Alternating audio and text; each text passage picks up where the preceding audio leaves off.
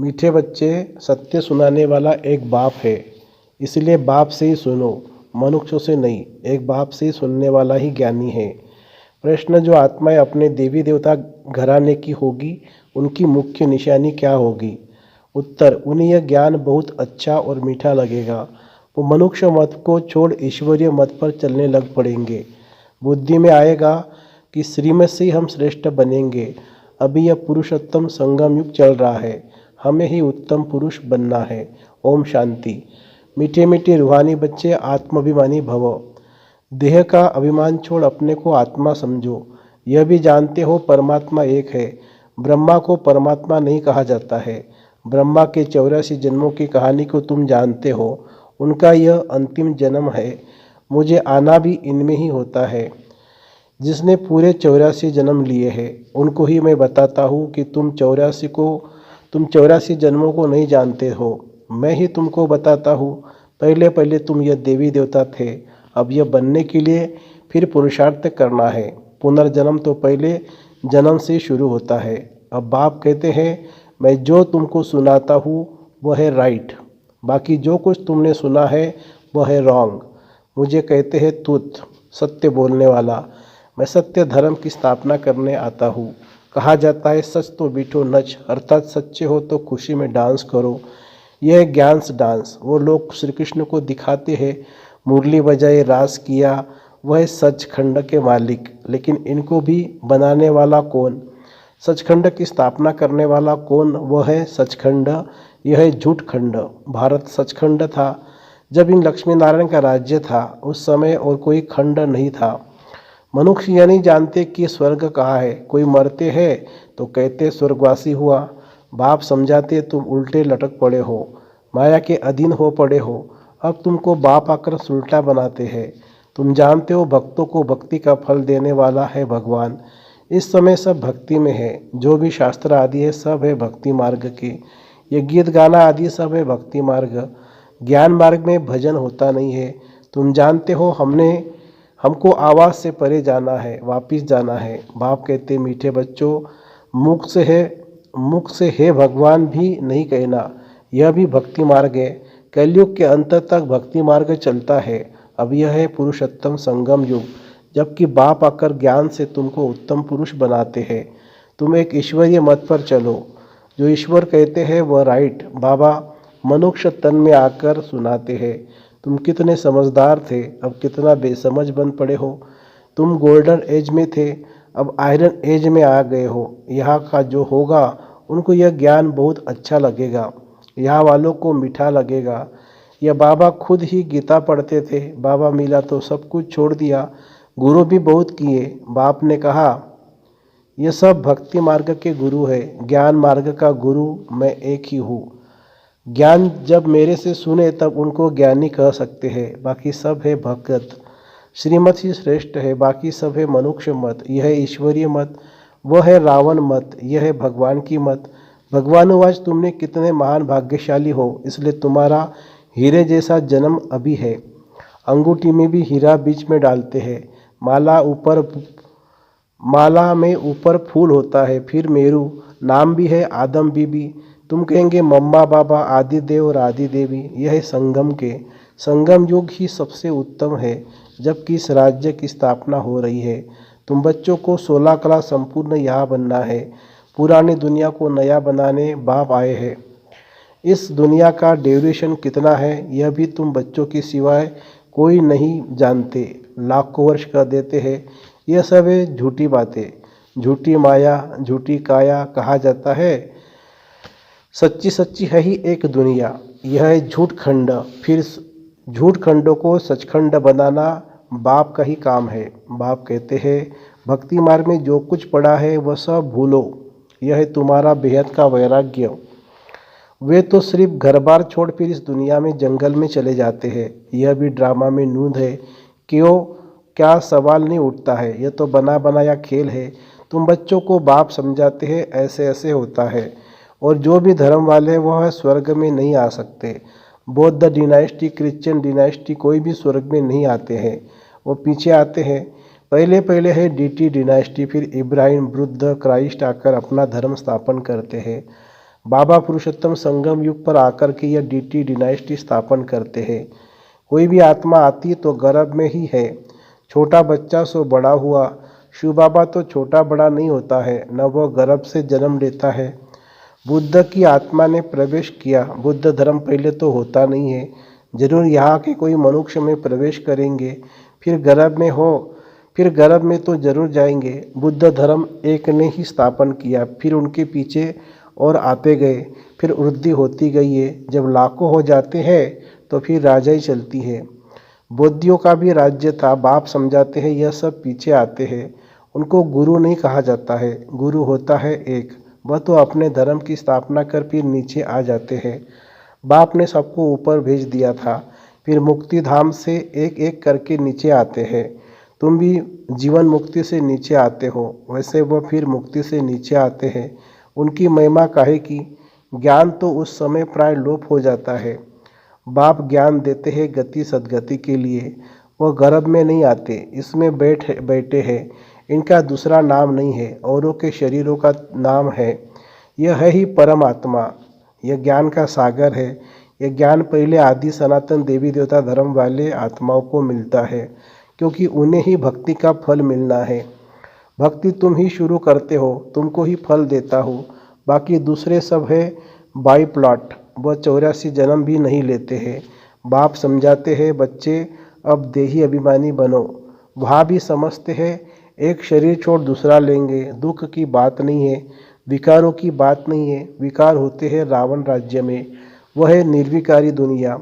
तुम समझाएंगे फिर भी मानते नहीं है। कलप पहले मिसल जो मानते हैं वही पद पाते हैं, जो नहीं मानते हैं वह नहीं पाते हैं। सतयुग में सभी पवित्र सुख शांति में रहते हैं। सब मनोकामना एक ही जन्म के लिए पूरी हो जाती है। सतयुग में कोई कामना नहीं, अनाज आदि सब कुछ अता मिल जाता है। यह बॉम्बे पहले नहीं थी। देवताएं खारे जमीन पर नहीं रहते हैं। मीठी नदियाँ जहाँ थी वहाँ देवताएं थे। मनुष्य थोड़े थे, एक एक को बहुत जमीन होती है। दिखाते सुदामा ने 2 मुट्ठी चावल दिए, महल मिल गए। मनुष्य दान पुण्य करते, ईश्वर अर्थ। अब वह कोई भिखारी है क्या? ईश्वर तो दाता है। समझते ईश्वर ने दूसरे जन्म में बहुत कुछ देगा। तुम 2 मुट्ठी देते हो, नई दुनिया में बहुत कुछ लेते हो। तुम खर्चा करके सेंटर आदि बनाते हो, सबको शिक्षा मिले, अपना धन खर्च करते हो, फिर राजा भी तुम ही लेते हो। बाप कहते हैं मैं ही तुमको अपना परिचय देता हूँ। मेरा परिचय कोई को है नहीं, न मैं किस तन में आता हूँ। मैं आता ही एक बार हूँ, जब पतित दुनिया को चेंज करना है। मैं हूँ ही पतित पावन, मेरा पाठ ही संगम पर है, सो भी एक्यूरेट समय पर आता हूँ। तुमको यह थोड़ी पता पड़ता है कि शिव बाबा इनमें कब प्रवेश होता है।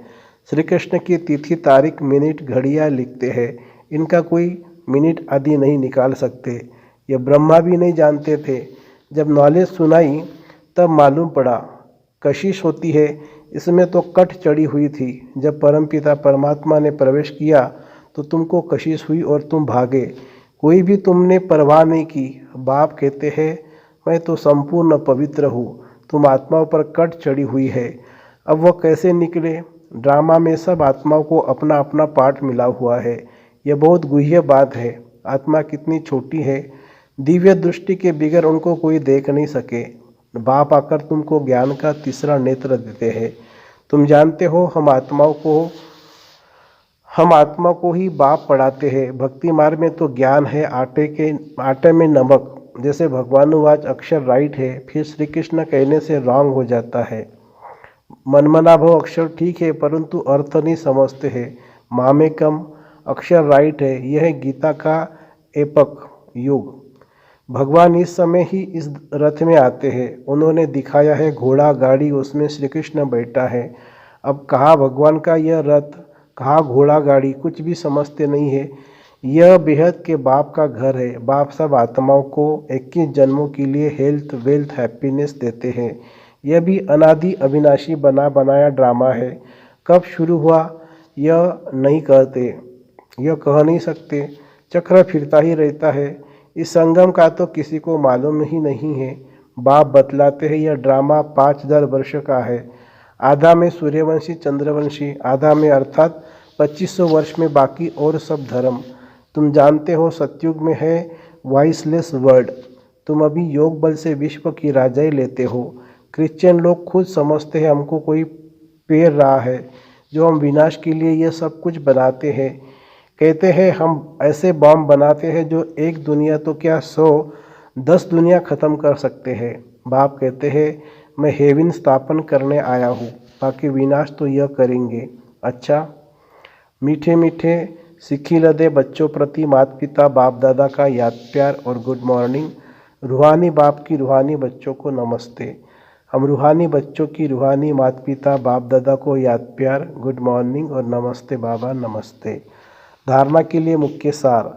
बेहद का वैरागी बन जो कुछ अब तक भक्ति में पढ़ा हुआ सुना है वह सब भूलना है। एक बाप से सुनकर उनकी श्रीमत से स्वयं को श्रेष्ठ बनाना है। दूसरी पॉइंट, जैसे बाप संपूर्ण पवित्र है, उस पर कोई कट माने जंक नहीं है, ऐसे पवित्र बनना है। ड्रामा के हर पार्टधारी का एक्यूरेट पार्ट है। इस गुह्य रहस्य को भी समझकर चलना है। वरदान। बाप और वरदाता इस डबल संबंध से डबल प्राप्ति करने वाले सदा शक्तिशाली आत्मा भवो। सर्वशक्तियाँ बाप का वर्षा और वरदाता का वरदान है। बाप और वरदाता इस डबल संबंध से हर एक बच्चे को यह श्रेष्ठ प्राप्ति जन्म से ही प्राप्त होती है। जन्म से ही बाप पालक सो सर्वशक्तियों का मालिक बना देता है। साथ साथ वरदाता के नाते से जन्म होते ही मास्टर सर्वशक्तिवान बनाए सर्वशक्ति भव का वरदान दे देता है। तो एक द्वारा यह डबल अधिकार मिलने से सदा शक्तिशाली बन जाते हो। स्लोगन है, देह और देह के साथ पुराने स्वभाव संस्कार व कमजोरियों से न्यारा होना ही विदेही बनना है।